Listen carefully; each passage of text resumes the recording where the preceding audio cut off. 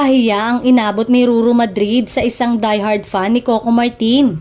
Sa clip na shinare ng ex-user, makikitang buong siglang binigyan ni Ruru ang isang lalaking senior citizen ng 50 inches flat screen TV mula sa unang hirit.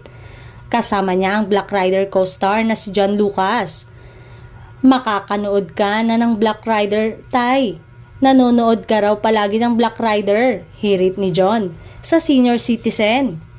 Walang kaabog-abog namang sinabi ni tatay na mula pa noon si Coco Martin lamang ang kanyang hinahangaan. Mula pa noon ang napapanood ko ang hinahangaan ko si Coco Martin, deklarasyon ni tatay. Natawa na lamang sa tinura ng senior citizen si Ruru at John. Si Coco ang bida sa karibal na serye ng Black Rider na Batang Quiapo. Spell pahiya, react ng isang netizen. Say pa nga ng isa, kung ako yan, babawiin ko ang TV. Sasabihin ko, it's a prank, tatay. Sabi naman ng isa.